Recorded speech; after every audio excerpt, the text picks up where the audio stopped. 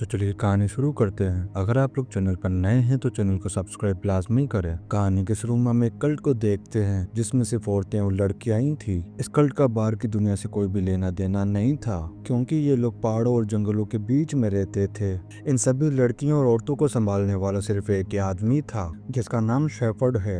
दरअसल शेफर्ड यहाँ का लीडर था और वो जो भी कहता था यहाँ की औरतें बगैर सोचे समझे उसकी बात मान लिया करती थी। इस कल्ट में जितनी भी औरतें लाल कलर की ड्रेस पहनी हुई थी वह सभी शेफर्ड की पत्नियां थी, और जो लड़कियां ब्लू कलर की ड्रेस पहनी हुई थी वह सभी शेफर्ड की बेटियां थी।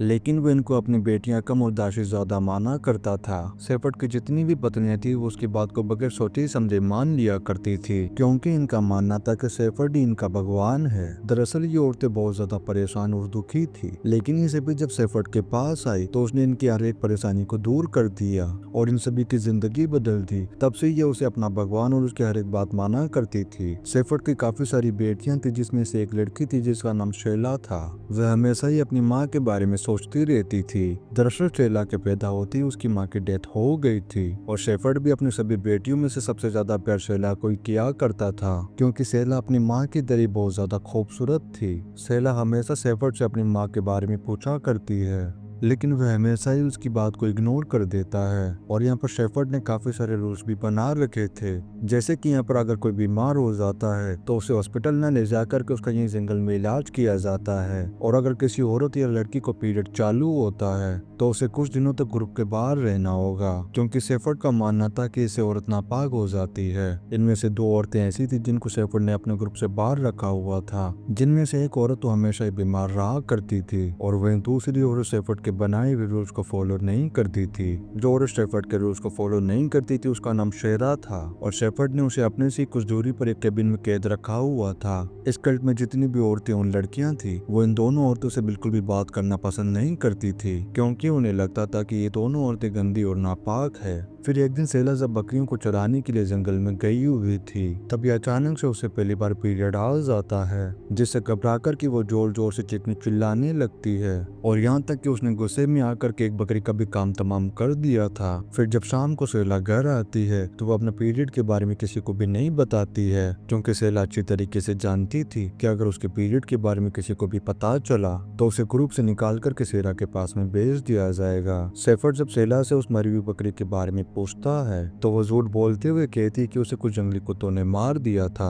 अब शेफर्ड इसकी बात पर यकीन कर लेता है और इसे कुछ भी नहीं कहता है, लेकिन अभी तक उसे शैला के पीरियड के बारे में कुछ भी पता नहीं था। फिर जब रात होती है तो दो ऑफिसर शेफर्ड के पास आते हैं और उसे यहाँ से चले जाने के लिए कहते हैं। दरअसल शेफर्ड इन औरतों के साथ इलीगल तरीके से इस जंगल में रह रहा था। वो ऑफिसर से वार्न करते हुए कहते हैं कि अगर तुम लोग यहाँ से नहीं गए तो तुम्हें और तुम्हारे ग्रुप की सारी औरतों को अरेस्ट कर लेंगे। अब शेफर्ड के पास और कोई दूसरा रास्ता नहीं था, इसलिए वो सभी औरतों और लड़कियों से कहता है कि अब हमें ये जगह छोड़ कर कहीं और जाना होगा, क्योंकि ये जालिम दुनिया में यहाँ पर चैन से जीने नहीं देने वाली है। अब शेफर्ड के कहने पर उसकी पत्नी और बेटी अपने सामान को पैक कर लेती हैं और फिर उसके साथ दूसरी जगह की तलाश में निकल पड़ती हैं। ये सभी औरतें नई जगह के लिए काफी ज्यादा एक्साइटेड नजर आ रही थी। वही हम शैला को देखते हैं जो काफी ज्यादा टेंशन में और किसी सोच में डूबी हुई थी। दरअसल कल रात को शैला ने शेफर्ड को पुलिस ऑफिसर से बात करते हुए देख लिया था, इसलिए उसे उसके ऊपर डाउट हो रहा था, और वहीं सभी लोग कैंपिंग के लिए दूसरी जगह की तलाश कर रहे थे।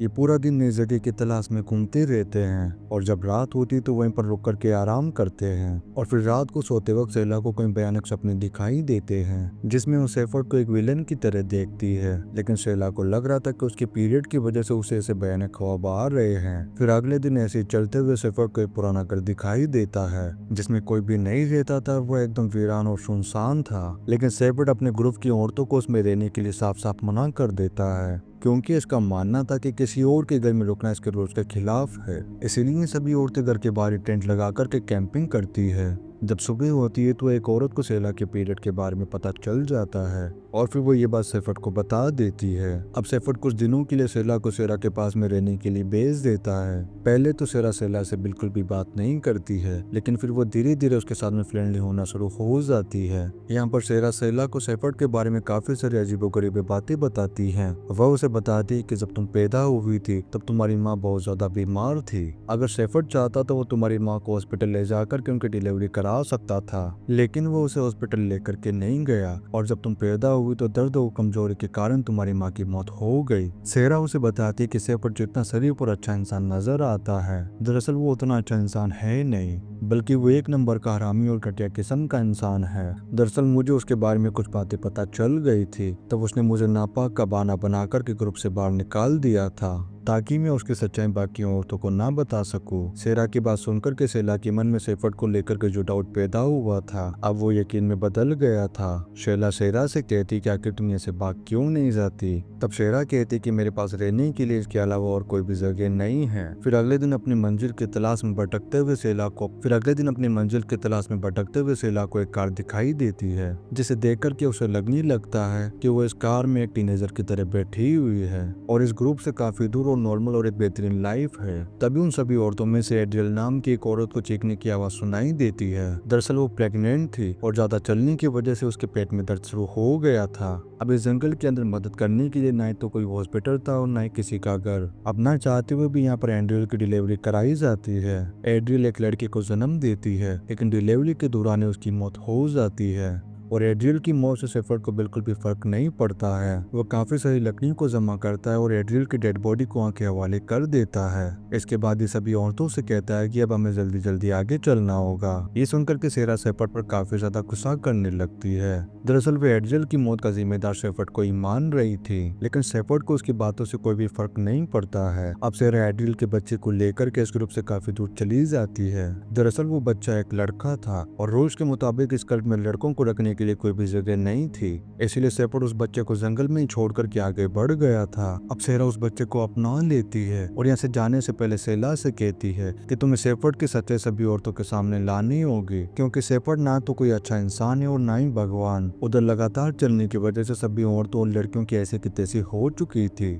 जिस वजह से ये सभी औरतें और लड़कियां एक जगह पर रुक करके आराम करने लगती हैं और इस जगह को देख करके शेफर्ड को लगने लगता है कि शायद वो गलत रास्ते पर आ गया है। तभी ग्रुप में मौजूद उसकी बेटी टमर कहती है कि शायद हमें उस तरफ जाना चाहिए था। ये सुनकर के शेफर्ड का दिमाग खराब हो जाता है और उसे लगने लगता है कि टमर यहाँ पर लीडर बनने की कोशिश कर रही है, इससे अब वो उसकी धुलाई करना शुरू कर देता है। और शेला भी एक जगह पर खड़ी होकर के ये सब कुछ देख रही थी, लेकिन इस ग्रुप में मौजूद किसी भी औरत में इतनी ज्यादा हिम्मत नहीं होती है कि वो टमर को शेफर्ड से बचा सके। फिर कुछ दिन लगातार चलने के बाद ये एक लेक के पास पहुंचते हैं। तब शेफर्ड सभी से कहता है कि अब हम अपना डेरा यहीं पर लगाएंगे। अब शेफर्ड सभी औरतों को एक एक करके उस लेक में डुबा करके शुद्ध करता है। फिर रात को डिनर करने के बाद सभी गहरी नींद में सो जाते हैं। सभी औरतें और लड़कियों के सो जाने के बाद शेफर्ड सेला को अपने टेंट में बुलाता है और फिर उसे गलत तरीके से टच करते हुए कहता है कि तुम अपनी मां की तरह बहुत ही ज्यादा खूबसूरत और हॉट हो। दरअसल शेफर्ड की नीयत सेला पर खराब हो चुकी थी और वो अब सेला के साथ में रिलेशन बनाना चाहता था,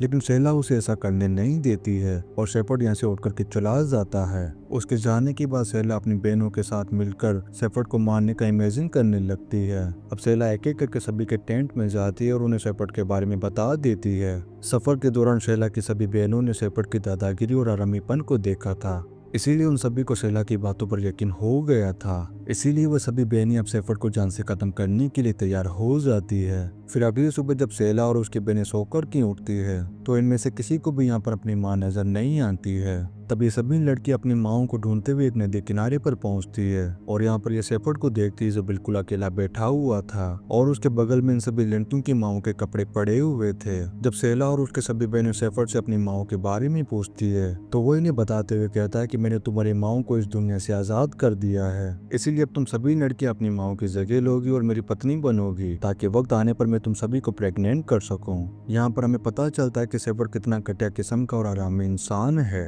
जो अपनी बेटियों को ही अपनी पत्नी बनाना चाहता था। शेफर्ड सभी लड़कियों से कहता है कि सेला मेरी सबसे फेवरेट पत्नी होगी और ये जो कुछ भी कहेगी तुम सबको इसका ऑर्डर मानना होगा, लेकिन यहाँ पर सेला उसकी वाइफ बनने से साफ साफ मना कर देती है। इससे शेफर्ड का दिमाग खराब हो जाता है और वो सेला को एक चांटा मार देता है, लेकिन सेला भी प्लानिंग करके आई थी। वो शेफर्ड को यहाँ पर गिरा देती है और एक बड़ा पत्थर उठा करके उसके सिर पर मार देती है, जिससे वो यहाँ पर मारा जाता है। दरअसल सेला और इन सभी लड़कियों को पता चल चुका था कि शेफर्ड ने इन सभी की माओं को नदी में डुबा करके मार दिया है। इसके बाद हम यहाँ पर 2 पुलिस ऑफिसर को देखते हैं जिन्हें नदी किनारे बहुत सारी औरतों की डेड बॉडीज मिलती है। दरअसल ये लाशें शेपर्ड की पत्नियों की थी जिन्हें उसने नदी में डुबा करके मार दिया था। और इन ऑफिसर्स को जंगल में शेपर्ड की भी डेड बॉडी मिलती है जिसे सेला और उसकी बहनों ने मिलकर के उसे खत्म कर दिया था। दरअसल शेला ने शेपर्ड को मार करके खुद को और अपनी बहनों को उससे आजाद कर लिया था। इसी सीन के साथ ही कहानी द अदर लेम्ब यहीं पर खत्म हो जाती है। वीडियो कैसा लगा आप लोग कमेंट करके लाजमी बताएं। अगर आप लोग चैनल पर नए हैं तो चैनल को सब्सक्राइब लाजमी करें। आप लोग वीडियो को like in comment share and subscribe लाजमी करें। मिलते हैं नेक्स्ट वीडियो में। Thank you.